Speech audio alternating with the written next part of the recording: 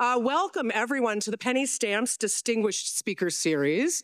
My name is Christina Hamilton, the series director.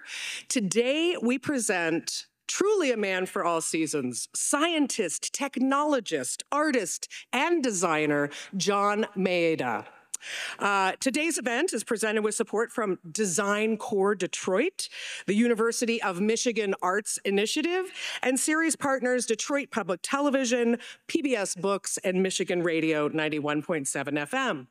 A reminder to everyone, please do silence your cell phones and take a break from your technology. We will have a Q&A today following the talk on stage here. You'll see there's microphones at the ends of these aisles. When that moment comes, come on down, line up, and ask your question. Hosting Dr. Maeda here in the series has been a decade-long pursuit, which we're thrilled to finally realize. And as I have often said to students here in our midst, your sphere of influence is as great as your network. So always look to your network when you need a door opened for you. At U of M, we have an expansive network, and we finally found just the right person to open the door to our esteemed guest. And we're honored to have him with us today and for all of the important work that he's doing to advance the Wolverine sphere of influence. So for a proper introduction of our guest, please welcome University of Michigan President Santa Ono.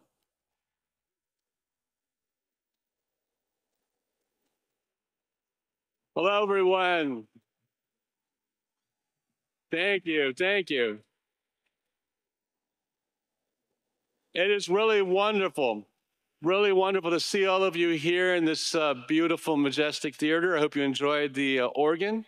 It's a really special thing. And thank you, Christina, for introducing tonight's lecture. I'm incredibly excited, and I'm really grateful to the whole team at the Stamps School of Art and Design for making this possible. I got to tell you, I'm partial to design because my daughter and my son-in-law are both designers.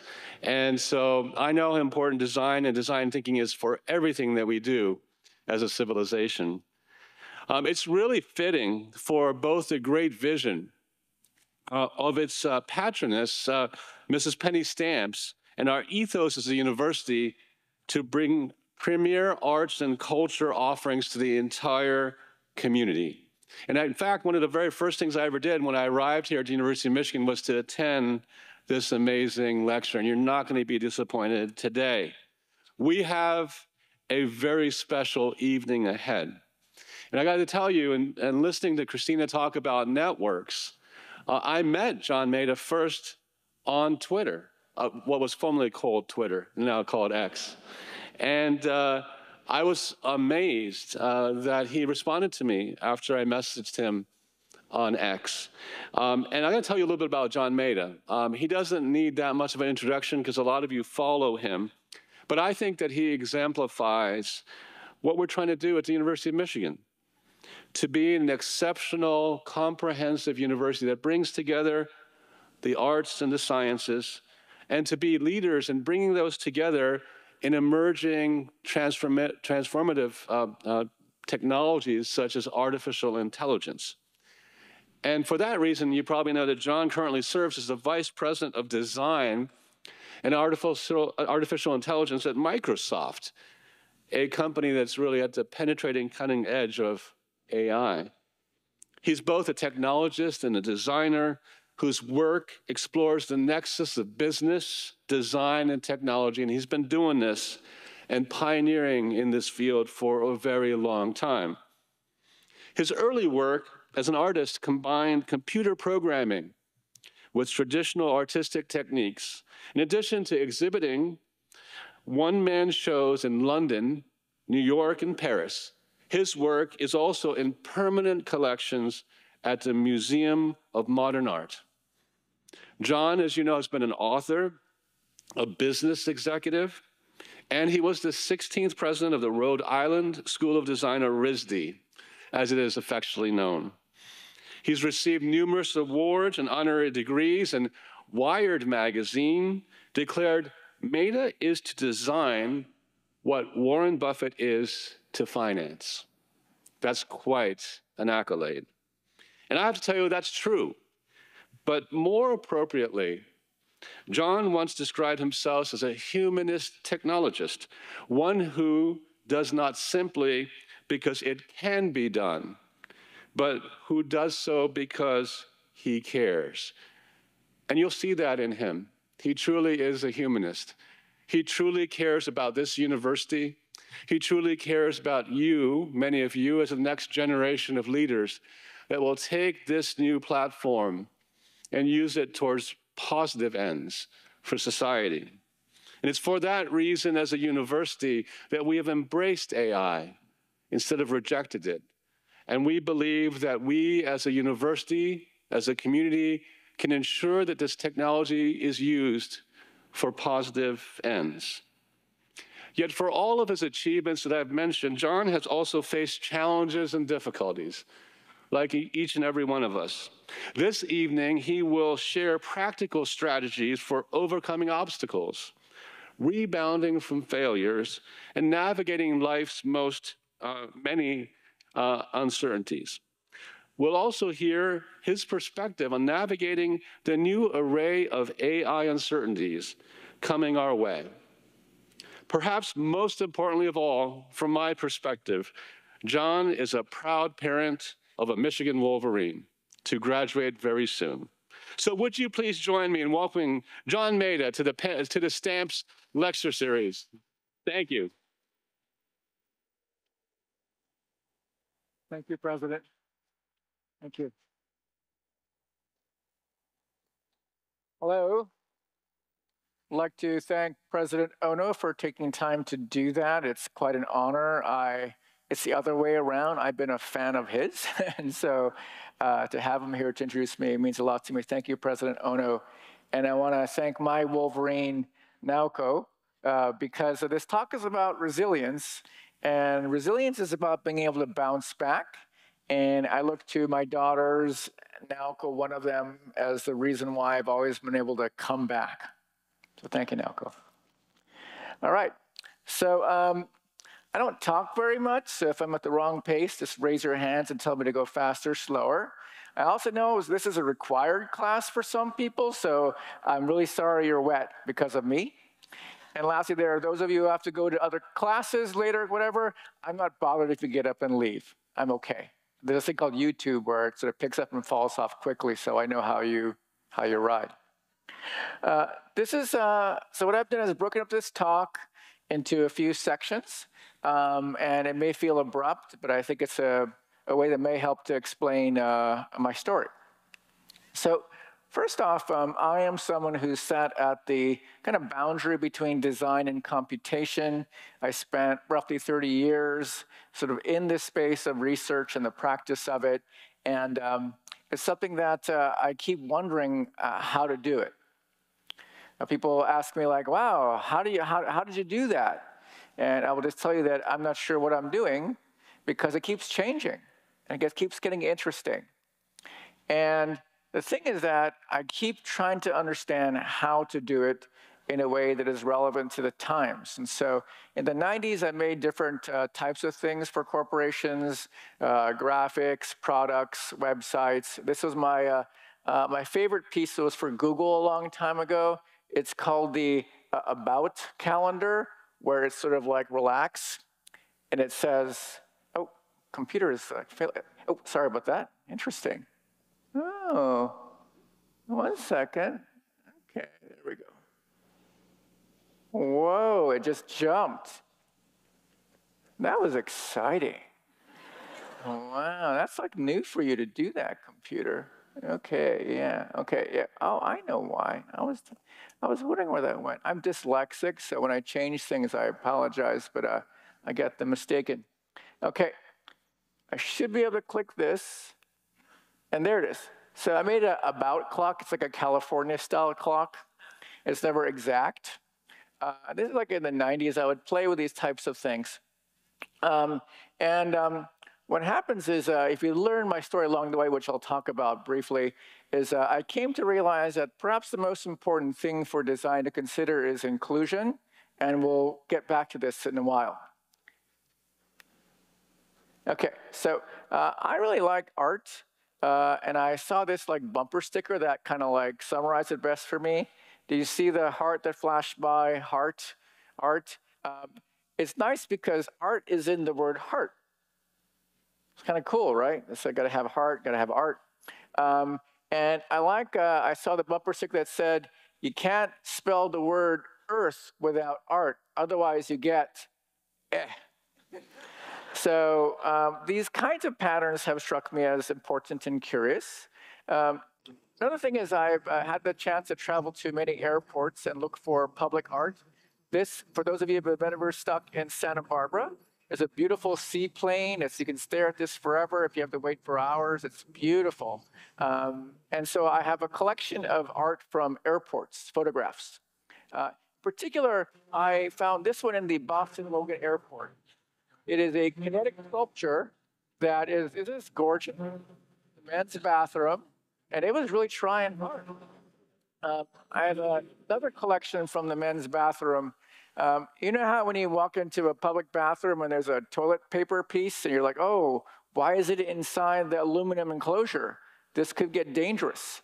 And this was a bathroom where someone had thought of this carefully to perhaps create an installation of toilet paper.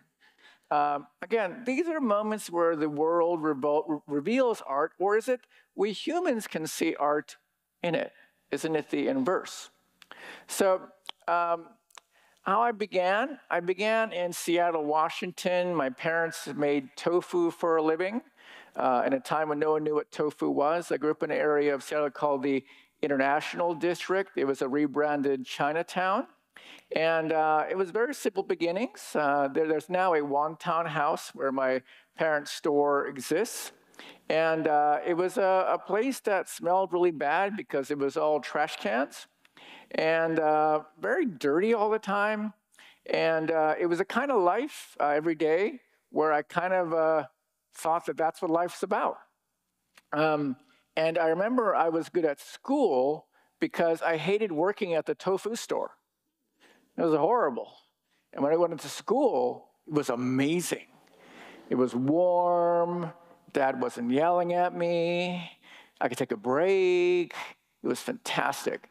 And then I remember my parents went to the parent-teacher conference, and the teacher told my parents, John is good at math and art. And then I was like, oh. The next day, my parents are telling their friends something different. It says, John is good at math. And that's how it began. I was like, okay, is art bad? I don't know. I'll be good at math. Years later, I went to MIT, a place called the Media Lab. And then I came back as a professor. And I did all kinds of things in the 90s that were visual, tactile, generative art, as I call it today. And that was a wonderful time to be there. And also wrote a book called The Laws of Simplicity, where I tried to understand how to make technology simpler. And it was a time where, I'd been at MIT for a while, and there was a financial crisis occurred in 2001 or so. And then I remember all the finance people were showing up in my office and saying, John, you're a creative person, so don't worry about the money. And then 3 people said the exact same thing to me, so I started worrying about the money. I was like, why shouldn't I worry about the money? Shouldn't I worry about the money? So I decided to get an MBA as my hobby, as a professor. So I was like, how am I going to do this? Like, how am I going to pay for this, right? So like, my assistant at the time had gotten something called tuition assistance from MIT, a few $1,000s to help pay for tuition. I was like, oh, maybe I can apply for that. So I went to the HR office, and then they gave me this like 2-page form. And the form said something like, this is a requirement, this is a requirement. But the person who gave me the form said, what do you need this form for? You're already like a full professor. You're all set. What are you going to become? What will you become next?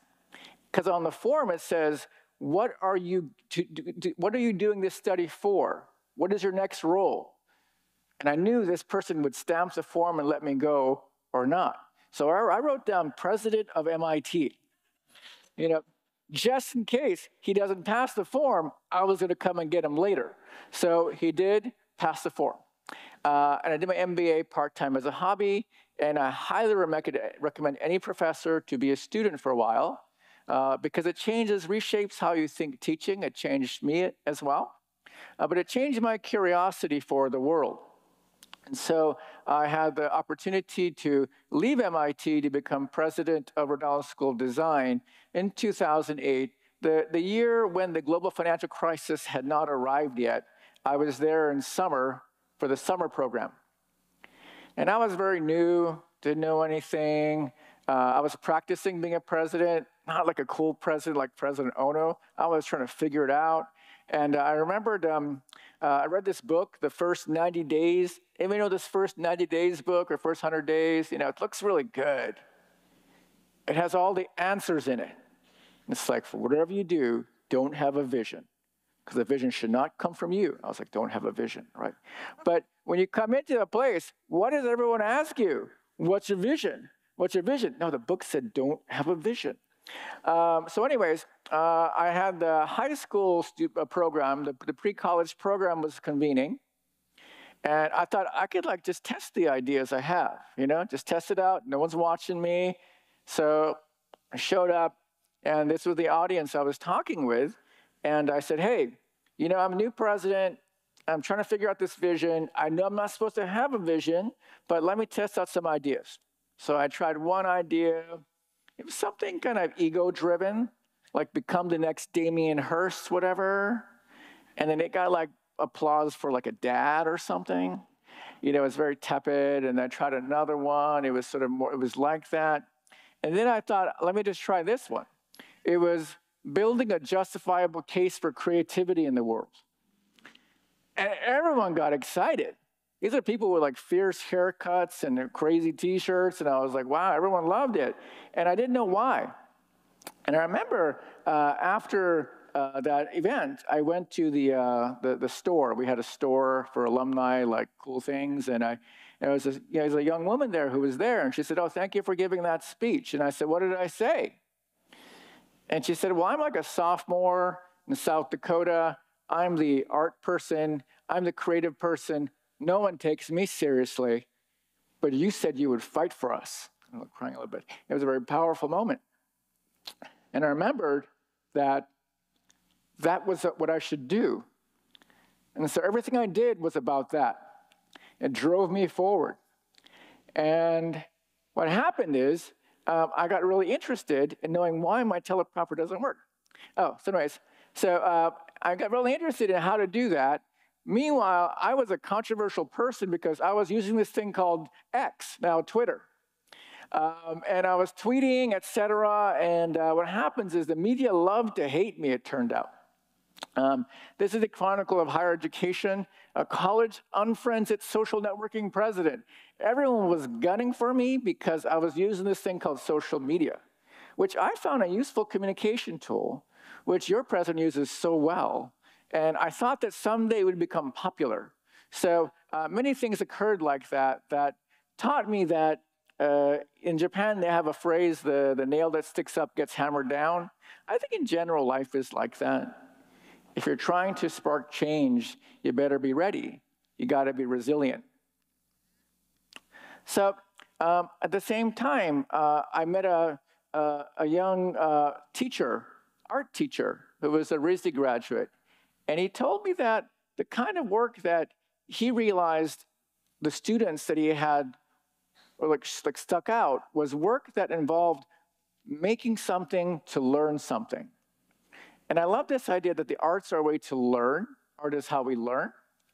And so he inspired me to advance this problem we had in the United States at the time, which was that STEM education was kind of out of control because it was basically decimating art classrooms across the country. Art class was an hour a week, down to 5 minutes like a week, down to barely any art at all in the classroom. And so I began advocating in Congress for something called STEM to STEAM for 3 years. And so I mentioned that I was unfriended, but I suddenly became friended because I was finding the right cause. Again, the vision comes from the people, you find out how to connect, and hopefully you can survive. There was also these two strange alumni, Joe Gebbia, Brian Chesky, that I met in like 6 years. So that my second year, I met them in San Francisco. They had this wild idea. They had this little company with 6 people in their apartment. They were like, you know, someday people will want to rent an airbed in people's house and have breakfast. Airbed and breakfast. And I was like, oh, that's never going to take off. But then every year, their company was like 4 times the size. And I was like, what is that company? That company is Airbnb. So I became very interested in the startup ecosystem in Silicon Valley.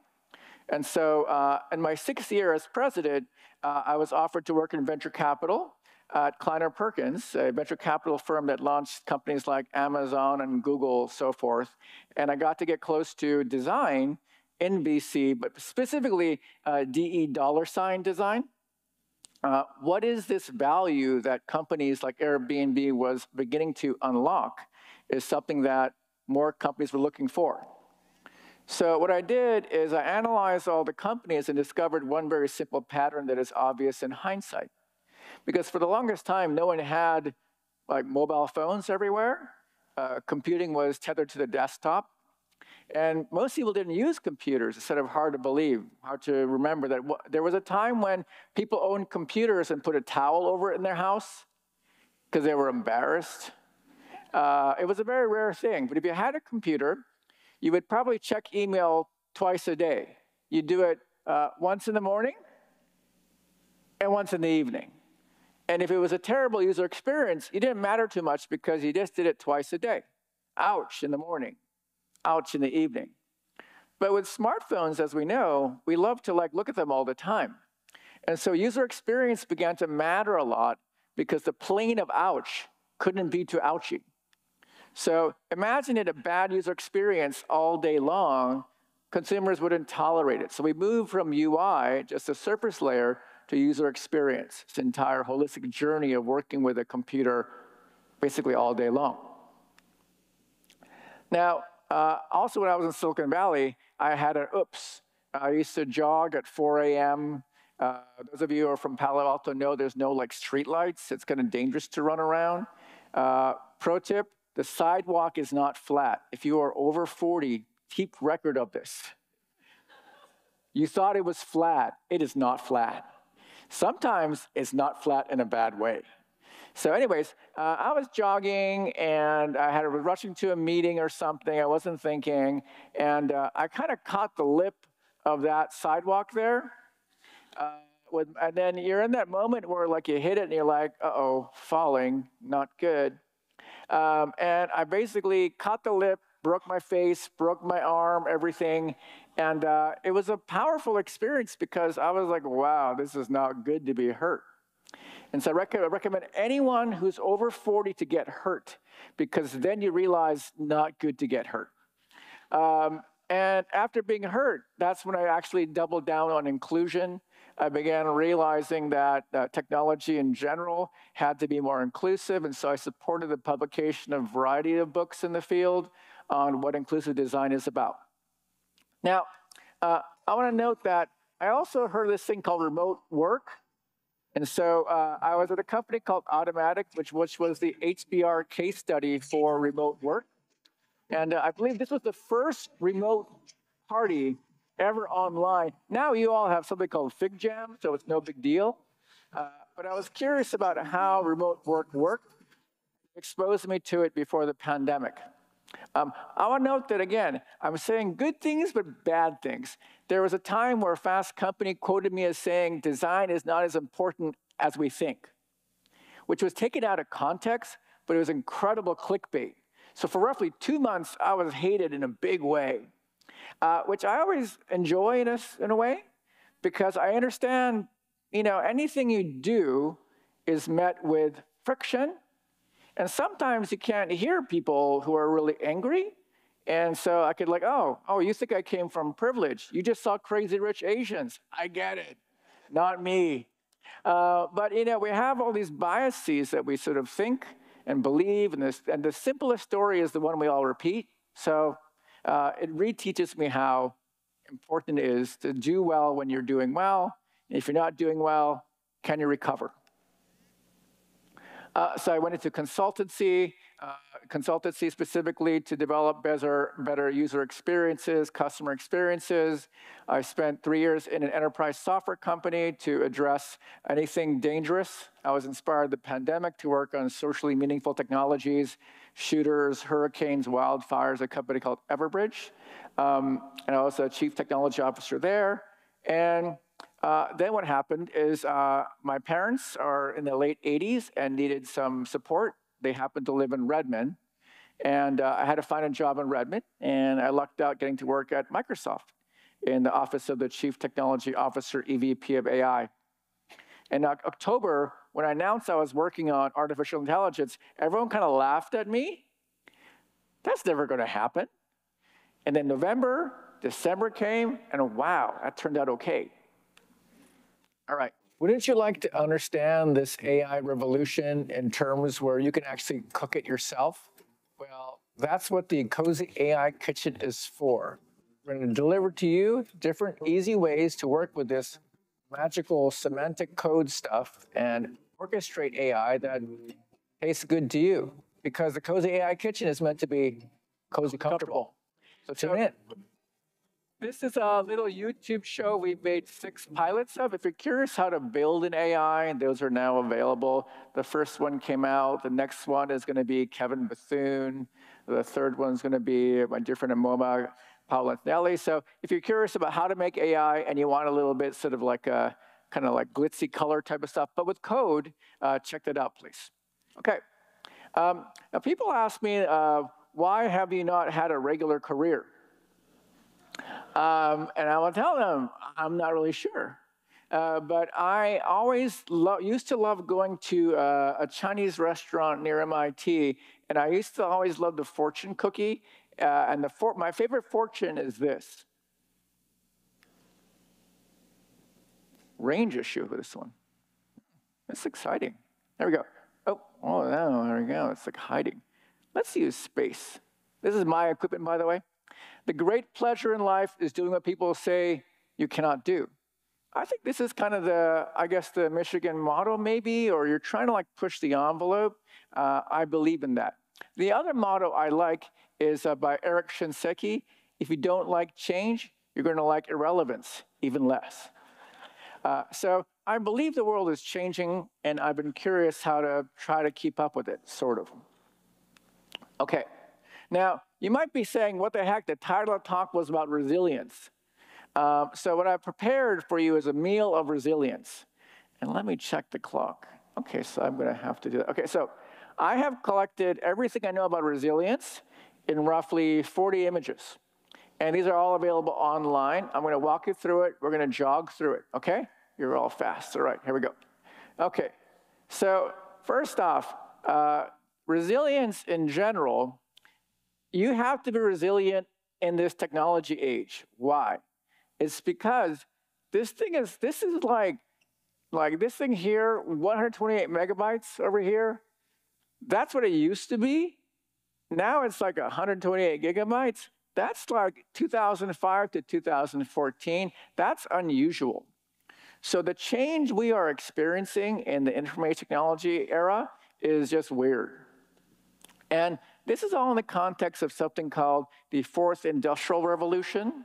And the way it goes is like this. There's the first one is steam engine, and the second one is electricity, the third one is computing, and the fourth is mobile social. And of course, mobile social includes the cloud, and we're all taking selfies of ourselves. This revolution, again, has happened so quickly compared to the past ones. Now, when you think about how design has changed, I've labeled how there's 3 kinds of design. One is called classical design, the design of like my glasses or my coat, the design we all actually think is design.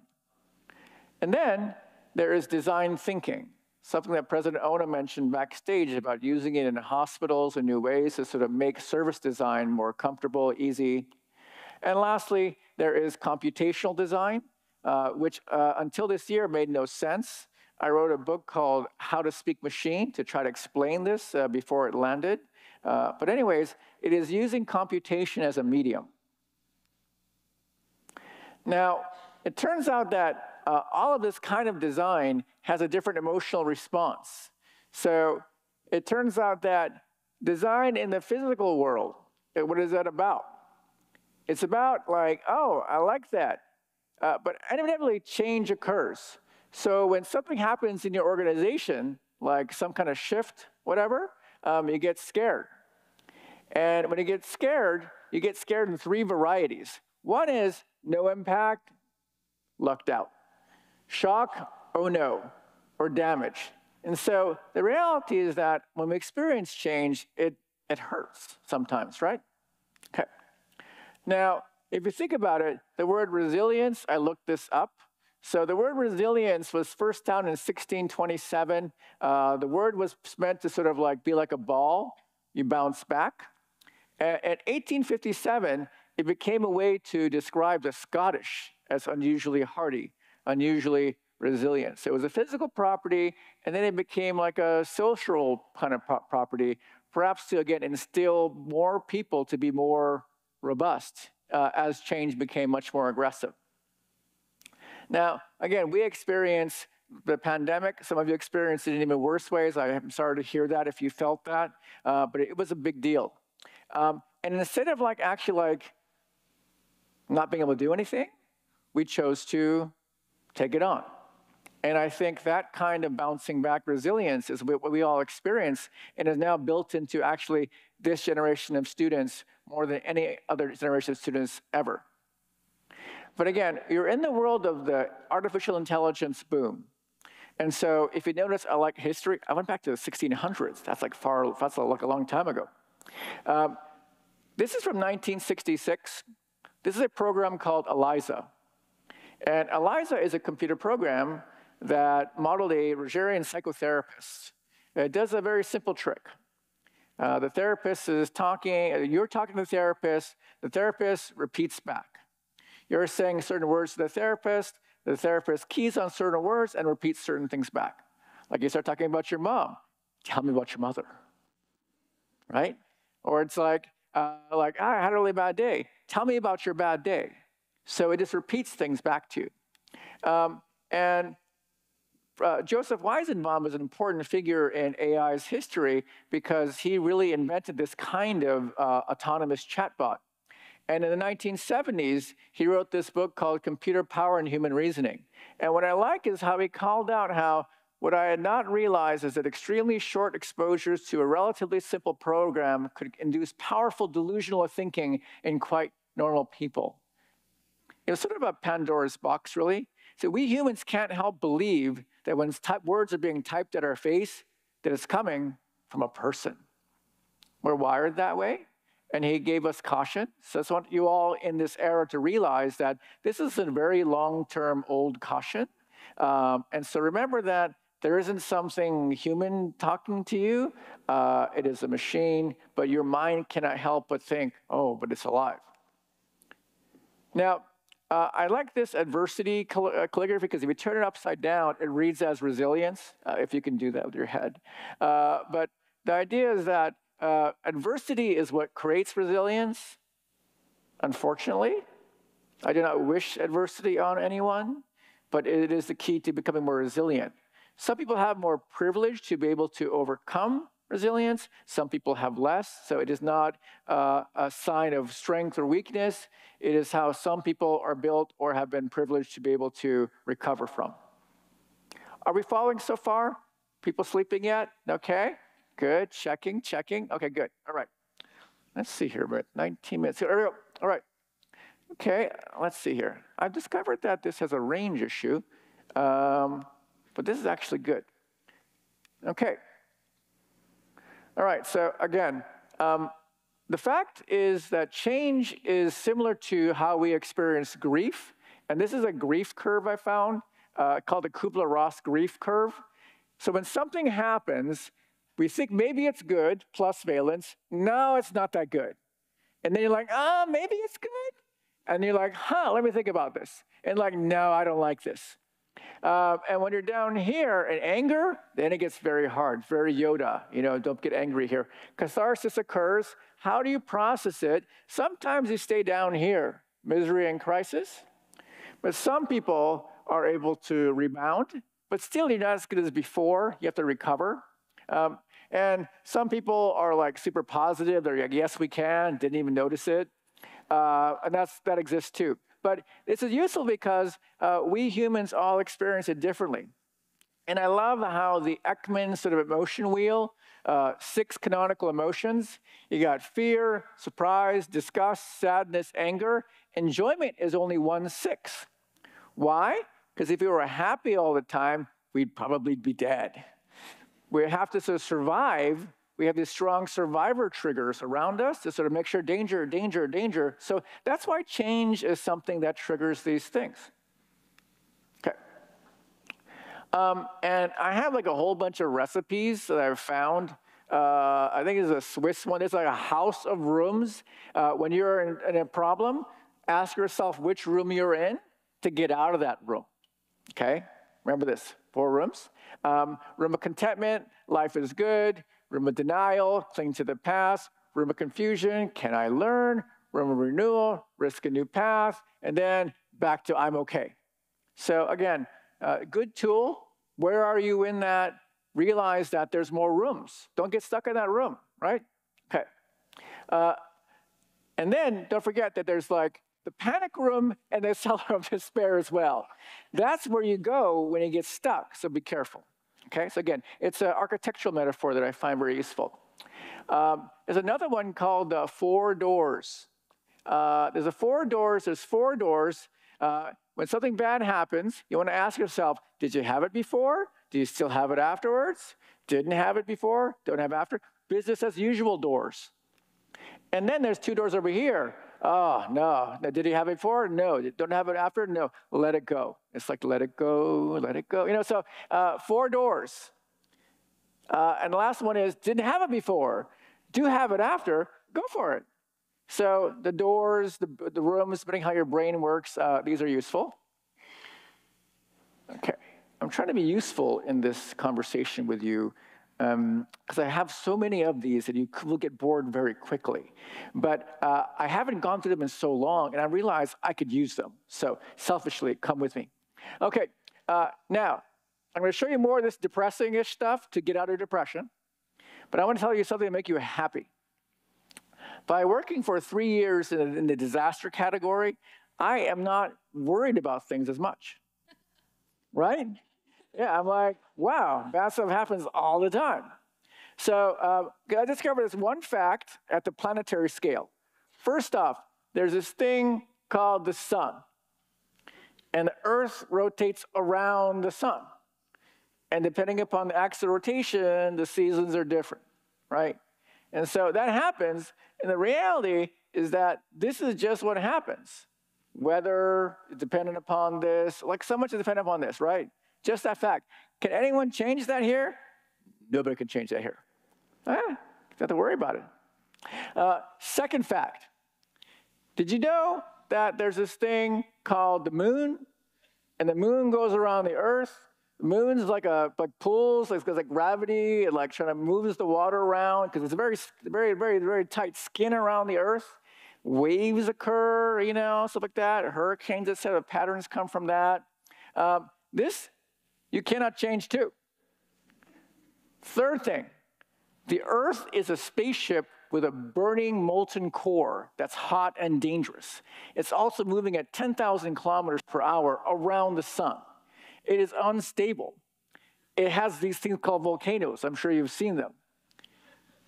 You cannot change this as well, right? It's a scary place. So when I realized this, I was like, okay, right? Easy. Nothing you can do can change that. Now, I'm not saying don't give up, mind you, but perspective is a powerful thing. My ear is not the correct size for this. Excuse me. Another method from a young woman who gave a TED Talk, adapt, beginner's mind, control, ABC method. Adapt is that point. Change is going to happen. Don't become irrelevant. Beginner's mind. This is my favorite phrase from Ray Kroc, one of the founders of McDonald's. I'd rather be green and growing instead of ripe and ready to rot, like a tomato. Isn't that good? If you're a red tomato, not good. Lastly, control. I like this phrase by Stephen Covey. You can't change everything around you, but you can always change yourself. And so I find ABC method quite useful. Okay, all right, that was section 3. We're going good. Give us much material. Now, some of you may notice that I post things that are somewhat dark because I am curious about life in general and how long I might live or any of us might live. In my early 30s, I made something called the spring counter. How many springs do you have left in life? It's a little scary to type in, actually. Gray means the seasons you've lived. Color means the season you've got left to live on the average. But I use it to sort of calculate, wow, I got to get working. So if you look for that motivation, it's available online in a very simple PHP program. Now, going back to the pandemic and disaster, this is like a global death graph. The reason why the pandemic was such a big deal is the million-plus club is actually quite small, but it is significant. So for those of you young people who went through this was an unusual occurrence. It was extremely unusual. It's hard to sort of fathom in terms of like when we watch like something on the news, but it is a big, big deal. And again, we're still dealing with it today. In that concept, remember the following, that maybe if it doesn't happen to you, it happens to others. There are emotional responses that occur when people lose something, lose a loved one, things like that. Fear, grief, anger. Guilt is the most interesting one to remember. Why am I spared versus why aren't others spared? So if you ever have a kind of empathic sort of deficit, like sometimes I do based upon my spectrum, I like looking at this graph to remember that we all experience loss in very different ways, and be careful how you think of that. Okay. Is this too dark for this day? Is that all right? It's okay? I wasn't sure. Okay. This is good news on how you die. So like these are the different ways to die. This is a sort of a death graph. I want to tell you some good news is that the top 5 causes of death actually have nothing to do with like motorcycle vehicles or whatever. It's actually like the cardiovascular cancer stuff, the lungs, whatever. This stuff's actually the stuff that's actually going to kill you most likely. So phew, right? That thing about like a shark off the, with a beach, whatever. Like, no one dies from a shark compared to mosquitoes. Mosquitoes will kill you. So that's some context there. Okay. All right, how are we doing on death and time? 10 minutes, good. All right. So this is something I like to do in groups. If you come with me on this a second. This is someone from the London School of Economics researched things that people before they're about to die say. So I'm going to go through each sentence. I want you to read it out loud. So let's start for a second. I wish I had the courage, speak out loud. I wish I had the courage to live a life true to myself, not the life others expected of me. One second. There we go. Wish I had the courage to live. Okay, again. I wish I wish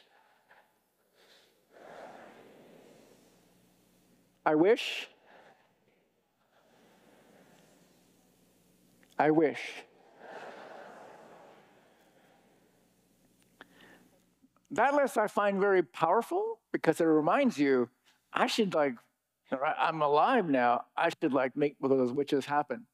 Okay, this is another ABCD method. First off, something's happened. Articulate the adversity you've encountered. Second thing, ask yourself how you're impacted, how you believe you're impacted. Third thing, just consider what's going to happen because of it. Fourth thing, dispute, am I really thinking that? Is that going to happen or not? Be critical of your thinking. ABCD method. There's so many methods to deal with this, so just pick one. Okay. All right. Lastly, Too much resilience is not good for you. Another flip side. Oh, I've got to be resilient. I've got to be stoic. Surgeon's general warning. Too much resilience can be harmful to organizations and to society. Examples, systemic exclusion or oppression. So that's the other side. Okay, you are all resilience experts. Okay, all right. Congratulate yourself.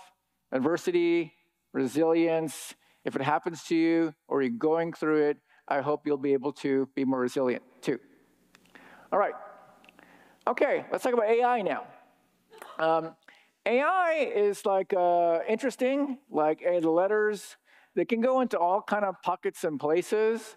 And I think it's like good stuff and bad stuff, you know. And so what I've been thinking about with AI is that AI is not AI per se. It is not artificial intelligence per se. It's just computation. And of course, computation has the letters AI in it too. Computation being this medium that we have been able to use because of computing. And AI is something that sounds really about intelligence, but it's a really fancy form of computation. And computation is what anyone here who writes software understands intimately. The problem with computation is no one quite understands it unless you're a computer science person. So I spent 6 years writing How to Speak Machine. And it was meant to be able to help more people who are non-technical to understand it. I will tell you that nobody wanted this book 4 years ago. And now they're kind of curious about it. So it's having a little resurgence. And you can buy it for $1 on eBay now. But it is a book that I wrote because I was inspired by David Bowie. It's going to crush our ideas of what mediums are all about. I don't think we've even seen the tip of the iceberg. I think the potential of what the internet is going to do to society, both good and bad, is unimaginable. I think we're actually on the cusp of something exhilarating and terrifying. It's just a tool, though, isn't it? No, it's not. No, it's an alien life form. What do you think? I mean, when you think then about is there life on Mars? Yes, it's just landed here. But it's simply a different delivery system there. You're arguing about something more profound. Oh, yeah, I'm talking about the actual context and the state of content is going to be so different to anything that we can really envisage at the moment. So when I saw this, I realized, wow, he's so right. He really was an alien. And this alien life form has been evolving. Anyone who's surprised by this new large language model evolution just need to look back in history. This is a history of pre-trained foundation models that drive so-called LLMs today as you know it. On the left-hand side is when they were small language models, and they grew up very quickly. There's also a series of models called vision models and graph models that are also evolving. We're seeing the first wave of those models with something called GPT-4V. If you use ChatGPT+, you'll see that as well. It's a model that combines images and language together fluidly. And lastly, there's a sort of like new category of models called unified pre-trained foundation models that are multimodal, that go across different modalities. And they have all kind of weird names that sound like COVID viruses, whatever, but it's quite an important time for AI. And so earlier this year, I named this the AI ketchup bottle moment. You know, the ketchup, you're like, when's the ketchup, when's AI coming out? Whoa, it all came out. So that's the moment right now. And that's why we're kind of like bewildered by it. So I'm going to close with a lesson on AI. Time, good. Okay, so right now this AI is interesting because there are two kinds of AI models emerging at the same time. Many of us are fascinated by generative AI. Generative AI usually means like generating, right? But there's actually two kinds of models that are from this large language model tree. If you take your hands out for a second in front of you, it's easy to remember. So sort of wave your right hand over here. That's the completion engine, okay? If you're righty, you're like, I love completion engine. For the left hand, don't forget, that's a similarity engine, okay? There's two engines at play. And of course, when they work together, they create amazing things, like ChatGPT. Let me explain. Okay, so Okay, so the way the similarity engine works is, okay, is lemon similar to limon? So if you're a computer, you're like, oh yeah, that's like L-M-O-N.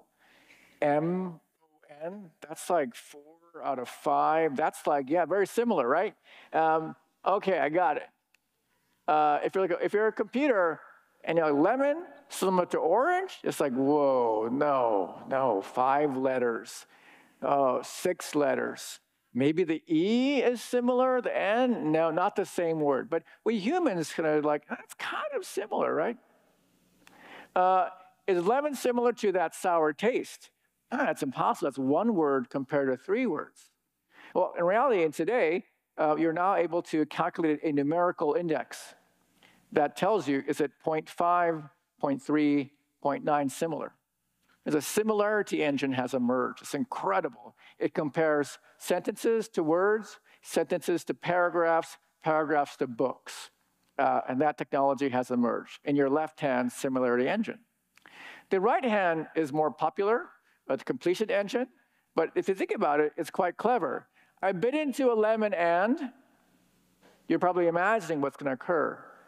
And based on statistics, you'll say something that's very close to, and I made this face or something like that. Maybe half of you thought that was going to come. Or like, let's describe a lemon. It's probably you thought yellow. When I see the color yellow, I think, depending on where you are, how you grew up. So fill in the blank. So the right hand fills in the blank. The left hand is able to find things. Ever know X-Men Magneto? X-Men Magneto? Okay, so it's like a magneto power to pull the similar things towards you. Really cool hand, the left hand. Okay, so the combination of these things is important. So when I see the color yellow, I think, blah, what happens is the similarity engine finds similar things you have said in a chat session, and it brings them into context of completion. So it's this combination of these 2 things that are powerful. When you remove the similarity engine, and I'm just saying I think, it has no context, it's going to hallucinate because it has no context. Context and the completion together, that's why we're experiencing this moment, and both models are evolving rapidly, practically every day. Everyone loves hallucination. Okay. Wow, did we end on time? Okay. So why, with so much change going on, there's so much to, actually in 2002, I was really stressed out. And I want to thank Naoko for making me less stressed out. I know, not because of you. But I remember that, and I was at MIT, I would go to the pool to kind of like chill out, to swim once in a while. And there was this older professor, linguistic professor, when I told him, like, I'm so concerned about the future, I remember he told me this thing that changed my reality. He said, relax, kid, the world's always falling apart. And that was the theme of the laws of simplicity. I found my chill place and began to build from that. Okay, so I was just in Spain, in Madrid, and I got to see these incredible aqueduct. I mean, this has like been there forever. Who's been here before? Been here before? Yeah, it's amazing. It's like still there. There's no like, concrete or whatever. It's like freestanding. I found some cookies from my daughter Saya. She made as a kid. Art is something we actually care about. And that's why we bother to have it stick around. And I believe that in everything I've shared with you, even this art, I wish I could have kept it like this. That is where the human spirit lives.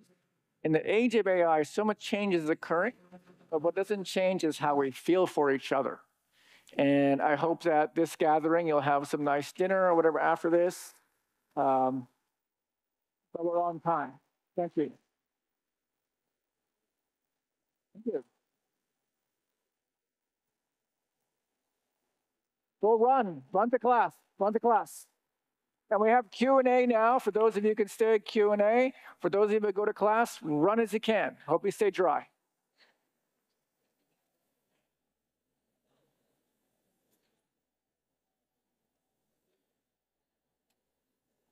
If you come forward, go ahead. Ask your question. Hi.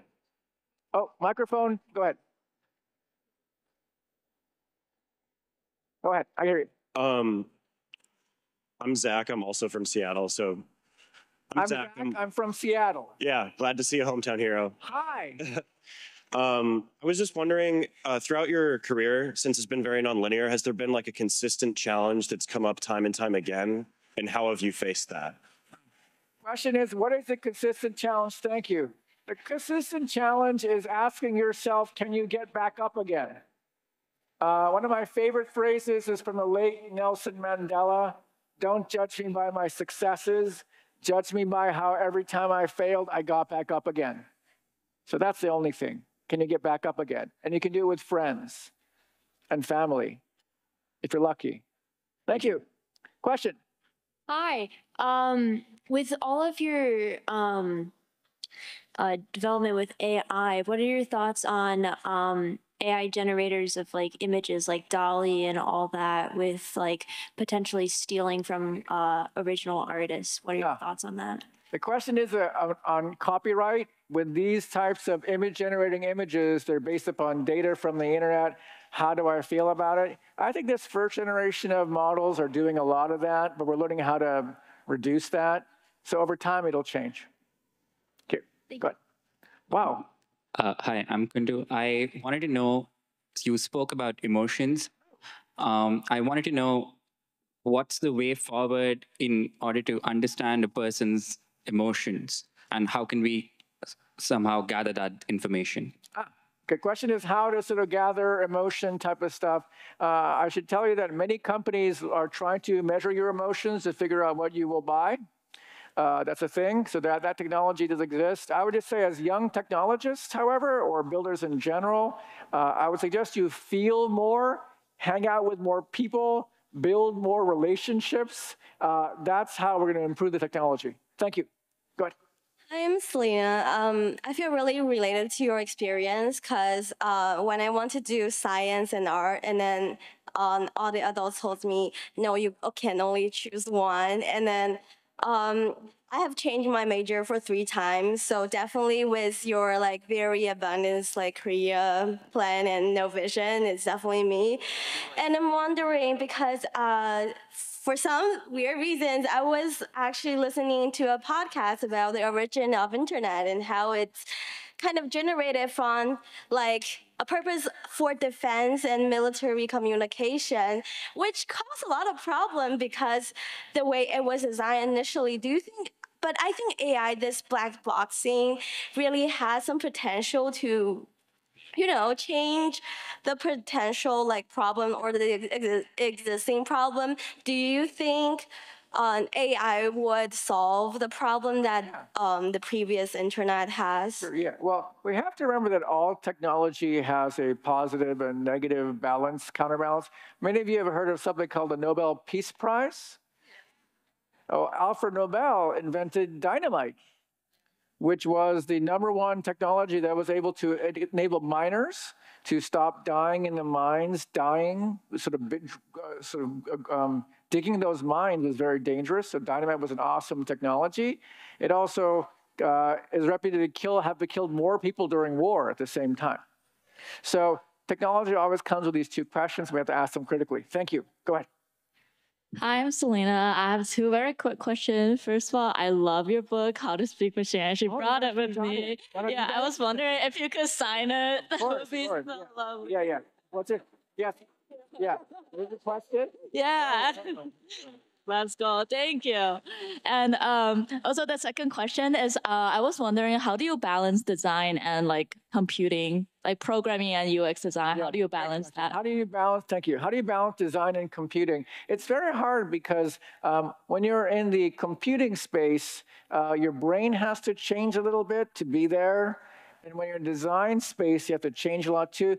Good news though, you can be an introvert on both sides.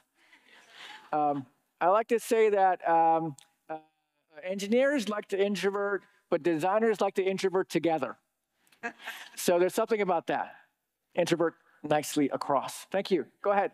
Hi, I'm Veronica, and like a few years ago, I used to be a university student, and I have read your book and your lots of things, and I have lots of questions, but I have asked ChatGPT, and he have answered me really good.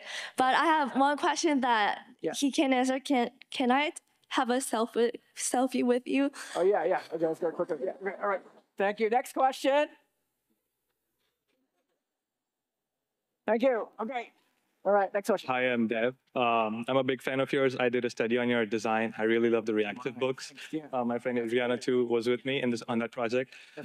So my question is, I'm a UX designer working to be a UX designer. So my question is, how do you see AI influencing UX design? Oh, I see AI changing how we do a lot, because AI can enable a journey view of things. Because remember, this is a kind of a narrative intelligence. It used to be that when you build software, you build a cockpit, dials and everything. But as you know, UX is more of a story, a narrative that changes like a movie. So it's going to make it much more fluid. Thank you. Good.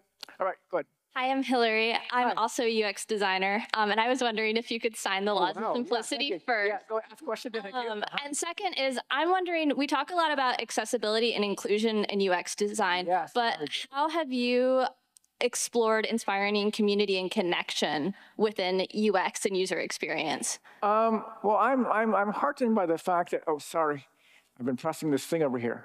I had a summary. I find that inclusion is a topic that people who have been excluded really care about. And if you have teams that have, I once asked someone, how many times have you felt excluded? And one person said, I've never felt excluded. You can guess. So I think it's a matter of people who have felt that exclusion to build these kind of products. I think that's a sea of change. Thank you. All right. Yes. Hi, my name is Mary. I've been really interested in the conversation around AI as it becomes more common. The people who think it's a threat, who think it's a wonderful tool, the people who think it might be sentient, kind of on both sides. I was wondering if there's like a common misconception that you think will change or be reperceived in the future. I believe that misconceptions are hard to change. That's why that's a good word, good branding, misconception. It's because we humans like the simplest story. The simplest story is hard to break. It's gone through your TSA detector so fast that you don't think about it. I hope that people who are lucky to have education can actually work to sort of slow that down for others to understand. Not because they are slow, it's because they're just busy having a life. Thanks. Okay.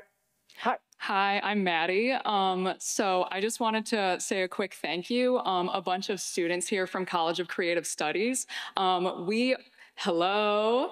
Hi. So something that we had to do as graphic designers is use your content to all make Laws of Simplicity books. So we have a bunch of these, but yeah, you have been a talk of the town for years and years. Our program has done this for years now since the book has come out. And it's just such an honor getting to hear you talk tonight. If you could sign this. Oh, yeah. This would be nice too. Thank you. Wow, it's so pretty.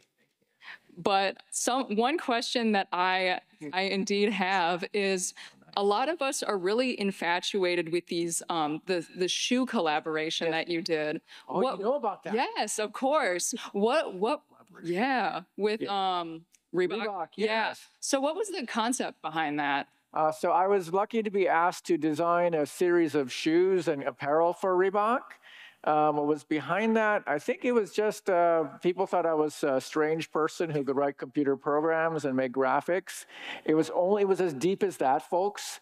But I know when I did it, I knew nothing about sneaker people. And I'm glad that some people have it in their collections now, I understand. But I was the wrong person to design sneakers because I didn't appreciate them as much as I should have. So I feel that. That's my regret. Sorry. Yeah. Thank you. All right, I'm here.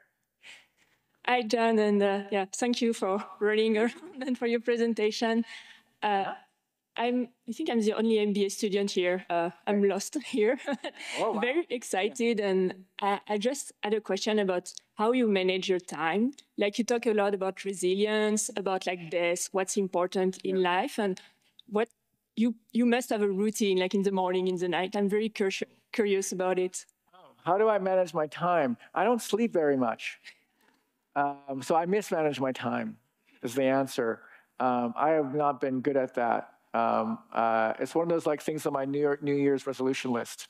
Yeah, bad at that. Yeah, go ahead. Hi, my name is Brooke, and I also very much feel connected with like the kind of art and science thing. For my own work, I work with video synthesis a lot, so like I take circuits and stuff and code and like generate really cool visuals with that. Yeah. And I've been told in the past that's not real art because of my use of technology, and I was wondering what your opinion is in terms of art and technology and what the line is between the generative art being the code and being product of the artists themselves. Yeah, important question. So like, I remember in the 90s when I was doing things across code and art, it was really, I was like Rudolph the Red-Nosed Reindeer. People hated me. I remember like I was at this dinner in New York, this fancy dinner, art dinner, and I sat down and we're all introducing ourselves, and then they're like, what's your name? What's your name? I'm John Maeda. And that person said to me, John Maeda, I can't stand what you talk about. Because computer code looks like mathematics. It looks soulless compared to traditional arts. But over time, it's changed slightly. And it's going to change slightly even more. I would just recommend that people who are at that intersection to sort of notice that it's a very special skill. It is only going to get more interesting with AI. Thanks. All right. Hi, I just want to say thank you so much for the lecture. And me and my friend, we drove 3 hours just to come see you. Whoa. And through all the rain and traffic and rain and traffic. You made it. I know, we finally made it. Made it, all right. That's right, just for you. Yeah. My question is, with all this trial we just went through, how do you stay motivated? Oh, how do I stay motivated? I will tell you that I think it's hard for like anyone here who gets up in the morning and tries to do what they do. It's hard. I think it's because I'm grateful. Really, I'm grateful that I can function. Like when I busted my face and whatever, it was an amazing moment because I was like, whoa, I'm being propelled in space. Oh no, I'm gonna hit something bad. Oh no, it happened. And then like I still have the concussion ringing in my head from that moment. But I remember like on that moment, I was lying there. It was 4 a.m. I was like dripping in blood. I didn't have my phone. I had my Apple Watch, which was the Gen 1, so it was useless. Hello. And I hadn't had my wallet, you know. And I was like, oh, not good, because it's a suburb, so there was no people. I wasn't going to be found. So I thought, the Mars rover somehow was able to get back to base to charge itself. So I thought, I'm a Mars rover. Okay, be a Mars rover. So like I kind of got up, and when I got up, the Mars rover would like not work really well. It had to sit down again. So I was like, oh, okay, so I can move like 1 foot. So I was doing this for like 12 blocks, and that was the moment where I loved grass. I love lawns. I'd be like, oh, it feels so good. You know, and then get up, and then I got to the Airbnb, called my assistant, found like a hospital. I called an Uber. Luckily, it was so dark they couldn't see that I was like a zombie. I got in, got out, and then like, you know, when you go to these places by yourself, you know, have someone helping you, they're like, fill out the form. And I was like, I'm a right-hand person, but everybody's got to fill out the form. So I was like, oh. It's like kindergarten scratch, you know, and I wait 2 hours, and the doctor finally comes, or someone doctor-like comes. Do you know what I mean? Like, are you a doctor? You're a doctor for me. And the doctor looked at me, and he said, you look terrible. What happened to you? He was like, you know, I kind of fell, you know, you can tell. And he said, well, can you move your neck? And I said, yeah. And he said, you're lucky. I said, yeah, I'm lucky. That could have gone the wrong way. And then an hour later, the nurse comes in and looks at me and says, oh, you look terrible. What were you doing? I was jogging. Jogging's not good for you, they said. And then I said, like, were you wearing what you were wearing? I was wearing like black sweats, whatever. It's like, you could have been hit by a car. Weren't you wearing a vest? And I was like, yeah, I could have been hit by a car. This could have been much worse. So anyways, long way of saying, I think that when you find how to be grateful, you can sometimes find the way. Awesome. But every day is a struggle, isn't it sometimes, right? Yeah. Am I right? Okay. Well, I've always wanted a picture with the Mars rover, so can I have a selfie? Oh, yes, of course. All right. Hi. Thank you. All right, next one. Here we go. Hi, John. Sorry for keeping you up. Please go to your meals. Thank you. Yes. Hi, John. It's such a pleasure to be here. My name is Zoe, and like lots of other people here, I'm also a student UX designer. Ooh, yeah. So my question for you is, aside from all the things that they tell you to do, know all of your UX research methods like the back of your palm, do your wireframes, prototypes, and get prestigious internships. Yeah. What else do you think an entry-level UX designer, such as myself, what can we do? What can we learn or do to become a better, more well-rounded designer? No, I think the most important thing is similar to a question I tried to answer before, which I failed at, which is really the point, I believe, of higher education is to learn how to work with other people. Classes are a simulation of that. The clubs are a better simulation of that. Working on campus is a better simulation of that. Working with other people is the most important skill, because someone who is in a company or a startup, whatever, you're working with other people, you're working with the customers. The people skill is key. Okay, yes. So President Ono introduced you as a humanist, and with that in mind, I wanted to ask you what you think designers of this era can do in the future to help people, and things that you don't think people are paying enough attention to in the design world. Yeah, I think that, so if you follow how technology products are built, they're built with a triangle. You've got the product business person, you've got the engineer person, you've got the design person. I think design people have a social conscience more so than the other crafts. And sort of bringing that into the equation is hard, because if people don't care, they're not going to move. But 1/3 of triangle can actually inflect it. Thank you. Thanks. Yeah.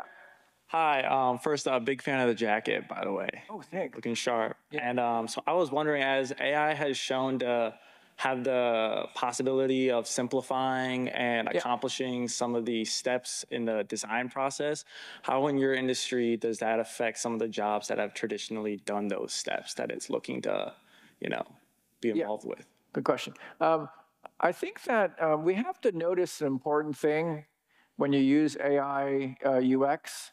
There's a little kind of tiny fine writing in some cases, sometimes bigger. It says, this was generated by some kind of transformative AI technology. Do not believe that it's 100% true. It should be in there. If it's not there, it's not a good UX, actually. We need people who are good at what they do, because for that 5% that matters, you got to get it right. So I think quality still matters. That said, though, for the large mass of things that require low quality, high volume, this is a very good technology. Thanks. Yeah. Hi. My name is Emily. I'm also a student at the College for Creative Studies. Yeah. Big fan of your book, studied it all the way through. And also really part of our curriculum. So it's just amazing being here, seeing you talk. But so my question was, since I'm just like a graphic design student, I don't really have a specific focus yet. So my question was that with the growth of AI and the development of the UI UX industry, do you think these changes and development is killing the fine print making aspect of designing? Oh, screen versus print. So the question about, are the fine arts going to be able to be preserved in this big shift? I think that if you look at the arts and crafts movement, the so-called era where there were Luddites, anti-technology, there was the textiles were made by hand, made by loom instead. There were the so-called frame breakers called Luddites. The arts and crafts movement is important because it wasn't anti-technology. It was humans asking, how do we make things that machines cannot make? So I believe that many of the crafts are going to actually have to improve in some way to show how they are more human-made than ever before, which I think is going to lead to a renaissance in the fine arts. Thank you. Of course, yeah, it's a new generation. Okay, our next question. Okay, thank you. Next question. Yes. First of all, Eames hanger on your chest. What happens if people put stuff on your chest? It doesn't stay there. Falls right off. Okay. It doesn't work very well. Yeah. No, I wanted to, first of all, say thank you for fighting for creativity. I think, to your point, in a time of change, it's more important now than ever before. Yeah. So thank you, because I think you've inspired at least a room full of people, if not way more. And going forward, I think it's safe to say you're a vivid thinker. And I'm curious, how do you prioritize some of the pursuits and causes and things that are important to you when there are so many to choose from and that you can influence? Well, this turns to the time question. I'm really excited about this kind of AI and how to write software with it. I think, because I'm designing different software to save time for myself. I wasn't able to finish the software last night, but I'm making a way to make presentations with AI that I'm excited about showing sometime later this year. Thank you. Also, hoping you of course. Yeah, thank you. Next question. Over there. I kind of have two questions, if that's okay. So as you said, technology has solved many problems, but it's also caused many disinformation and an epidemic of loneliness. How do you think AI will affect the amount of disinformation and lack of media literacy that there exists? So one thing that gives me hope is there was this startup when I was at Kleiner Perkins. There's a company called Newsella. And the thesis was, this is before the AI boom, that in a given classroom, public school classroom, everyone is at a different level. But when you give everyone the same reading, one student can fall behind, one student can't go as fast. And so the thesis was, if the same material is given to the different reading levels, people can move forward together. So I think that kind of customization with empathy and care and a notion of how to do that well, that gives me hope for information that is quality. Now back to disinformation though, the Joseph Weizenbaum's work is very important because, and he was my AI professor in 1985.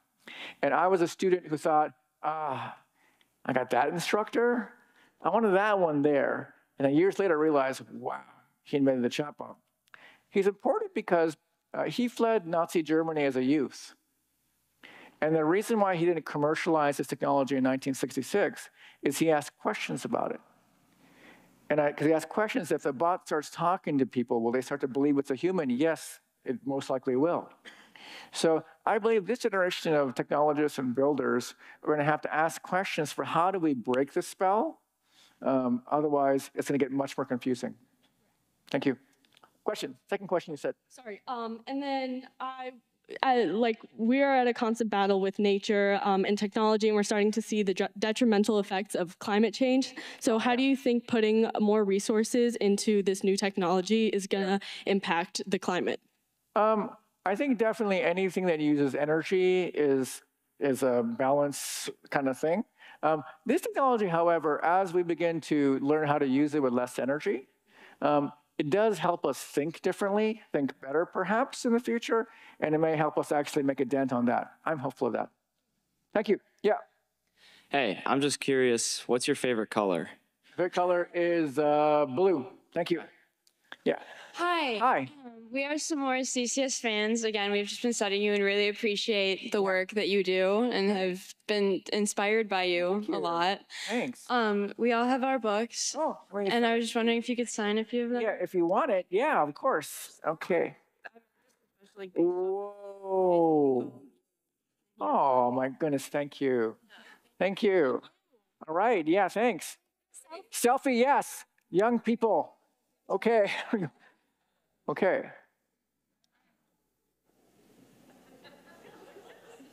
Thank you. Thank you. Yes. Next question. Where are you going? Multitask. Hi, I'm Ava. Goodness, Thank you so much for your presentation. I was just wondering, you touched a little bit upon networking and how crucial that is. And I was wondering how young artists and designers can put themselves out there and what advice you have. One more time question, please. What advice do you have for those who are trying to put themselves out there as young artists and designers in regards to networking? In the darkness of, that sounds serious, let me come here. What advice do you have for young artists and designers in regards to networking and how to put themselves out there? So hard. So young artists, networking, very hard. Let me explain the following. Sorry, again, those of you who have to go for today, please go.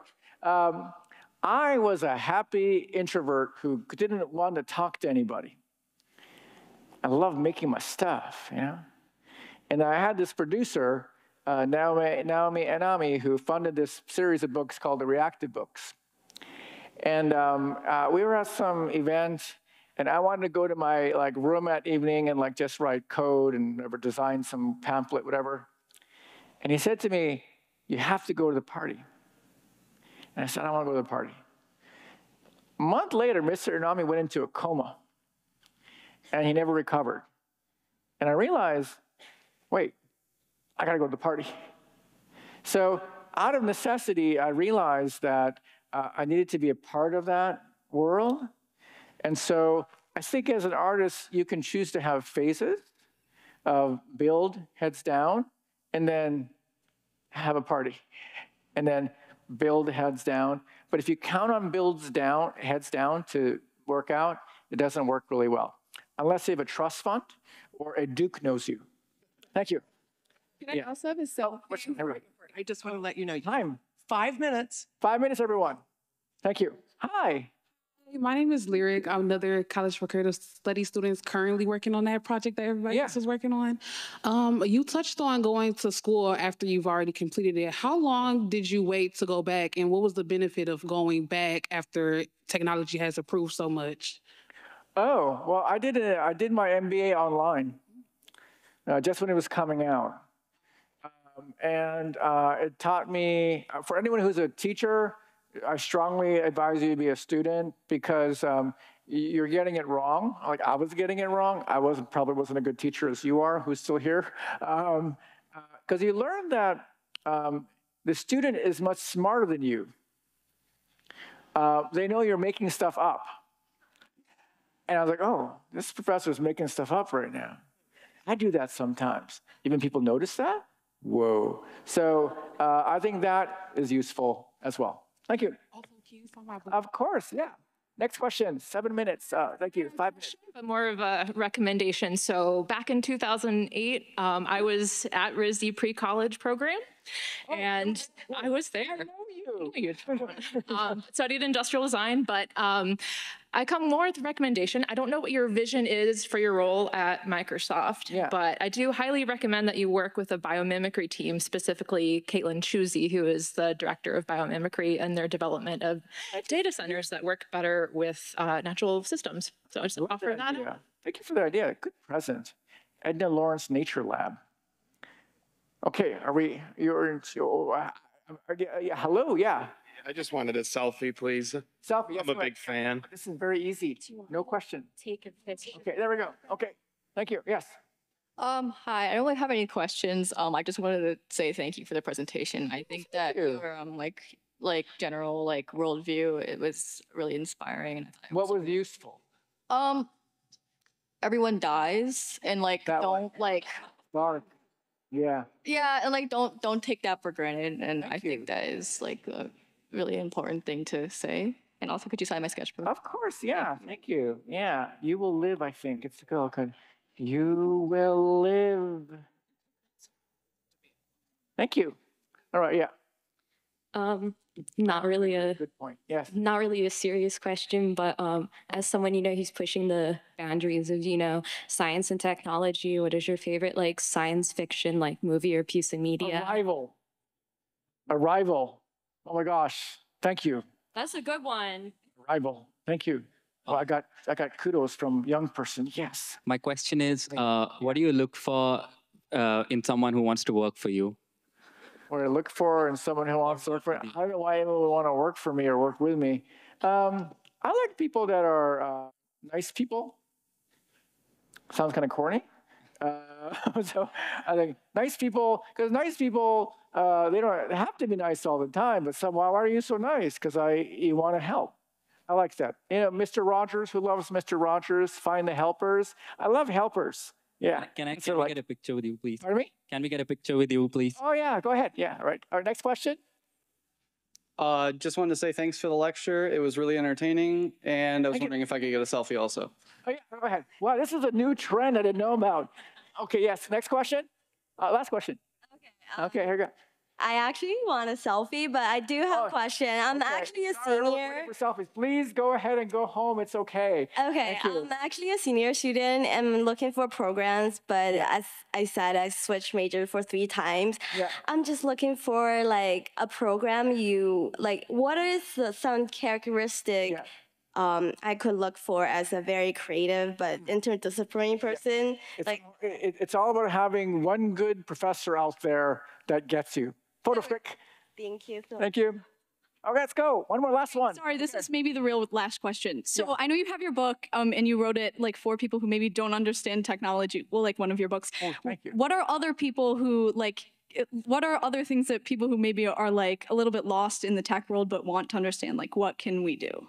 And also, can I take a selfie with you? I can't emphasize how important it is to build with this stuff, because anyone who isn't building with it and has a critique of it doesn't fully understand. That's why the 2 hands are important, not even the 2 hands. When you start building with it, you're like, whoa, this is a different kind of material. It's a different kind of programming, especially when you add the multimodal part of images and sound. You're like, wow, okay, so what can I do that's meaningfully in a good way with this? Versus people who are like kind of imagining what it does, or read a paper of a paper of a paper, or someone just told them, can you believe it? And you're like, yeah, I can believe it. It sounds like a good story. But when you start making with it, you realize, I actually can't do that. Okay. Or it's good at that. So please make with it. Thank you. Thank you. Can I take a selfie? Of course. Thank you. Okay. Time. Thank you for staying longer. Everyone go home. Thank you.